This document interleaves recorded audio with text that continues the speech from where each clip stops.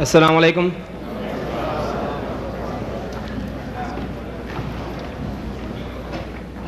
Bismillah ar-Rahman ar-Rahim. In the name of Allah, most gracious, most merciful. My beloved brothers and sisters and friends, Muslims and Christians, we welcome you tonight to this very historic debate entitled Crucifixion, Facts or Fiction. The debate, the format of tonight's debate, the first speaker will speak for 50 minutes. The second speaker will speak for 60 minutes. And the first speaker will come again and speak for 10 minutes. After that, you, the audience, will have an opportunity to participate and ask your questions. So with that, brothers and sisters, I'm going to flip the coin and ask the gentleman to choose head or tails, and the one who wins will have the choice to begin or not to begin. Okay. Mr. Ahmed Deedat. أعوذ بالله من الشيطان الرجيم بسم الله الرحمن الرحيم وقل جاء الحق وزهق الباطل إن الباطل كان زهوقا وننزل من القرآن ما هو شفاء ورحمة للمؤمنين ولا يزيد الظالمين إلا خسارا صدق الله العظيم. Mr. Chairman and my dear brothers and sisters,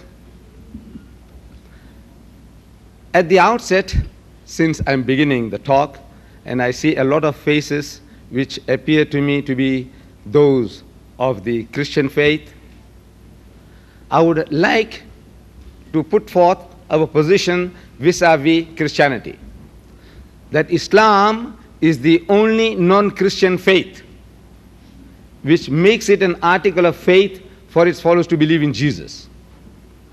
No Muslim is a Muslim if he does not believe in Jesus. We are made to believe that Jesus Christ was one of the mightiest messengers of God. We believe in his miraculous birth, which many modern day Christians do not believe today. We believe that he was the Messiah, translated Christ. And we believe that he gave life to the dead by God's permission, and he healed those born blind and the lepers by God's permission. As such, the Muslim and the Christian is going together. But the parting of the way takes place on three bases. Number one, the original sin. Number two, the divinity of Christ. And number three, the crucifixion. These are points of differences between the Muslims and the Christians. With regards to the subject of crucifixion, as you see here on this banner here, it says crucifixion, fact or fiction. Now the Holy Qur'an gives a direct answer to that question. It says, Bismillahir Rahmanir Rahim, in the name of God, most gracious, most merciful. وَقَوْلِهِمْ إِنَّا قَتَلْنَا الْمَسِيحَ عِيسَى ibn Maryam Rasulullah. He said, and they said in boast that we killed Christ Jesus, the son of Mary, the apostle of God. The Quran goes on, says, وَمَا قَتَلُوهُ وَمَا صَلَبُوهُ. They didn't kill him, nor did they crucify him. وَلَكِنْ شُبِّهَ لَهُمْ. But it was made to appear to them so. وَإِنَّ الَّذِينَ اخْتَلَفُوا فِيهِ لَفِي شَقٍّ مِّنْهُمْ. And those who dispute therein are full of doubts. مَا لَهُمْ بِهِ مِنْ عِلْمٍ. They have no certain knowledge. إِلَّا اتِّبَاعَ الظَّنِّ. They only follow conjecture, guesswork, fiction. وَمَا قَتَلُوهُ يَقِينًا. For of a surety they killed him not. It calls this event described by the Christian as crucifixion, C-R-U-C-I-F-I-X-I-O-N, crucifixion, to fix a person on the cross anyhow by nails or ropes or strings and have him killed. To crucify means to kill by hanging or impaling on the cross, F-I-X-I-O-N, crucifixion. we say it is F-I-C-T-I-O-N fiction. It sounds the same, crucifixion or crucifixion. The spelling gives us the difference between the two, that in the Islamic point of view, it is a fiction. Now, when we say that it is a fiction, the Christian brings forth, produces his book of evidence. He says, here, we have a written record by eyewitnesses and ear witnesses to the happenings some 2,000 years ago, that Jesus Christ was hanged and killed on the cross some 2,000 years ago.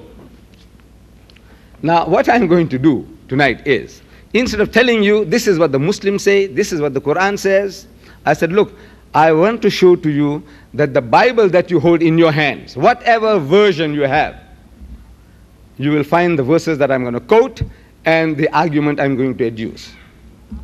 See, Jesus Christ, after his alleged crucifixion, he returns to that upper room where they had the Last Supper. And he walks in and he says, Shalom Aleichem in Hebrew, meaning peace be unto you. When he said peace be unto you, his disciples were terrified. So I'm asking my learned friends, I have been doing this for quite some time, my learned friends of Christianity, why were they terrified? Because when you meet your long-lost master, your uncle, your grandfather, your priest, your guru, the Arab and the Jew will embrace one another, kiss one another in the neck. That's how they meet one another, show their love and compassion for one another. Instead of doing that, the disciples of Jesus were terrified. I want to know why. Why were they terrified? So the Christian tells me, he says, you see in Luke chapter 24, we are told by Luke that they were affrighted because they thought he was a spirit. The wordings are, they thought he was a spirit, a ghost, a spook. So I'm asking, did he look like a spirit? Did he look like a ghost? Did he look like a spook? The Christian says no. Then I said, why should they think the man is a spirit when he didn't look like one? So he gets puzzled. This is my experience with the most learned men of Christianity. They get puzzled. Why would they think the man is a spirit when he doesn't look like a spirit? I said the reason is that the disciples of Jesus, they had heard from hearsay, people were talking, that the master was hanged on the cross. They had heard from hearsay, people were talking, that he had given up the ghost. In other words, the spirit had come out, he had died.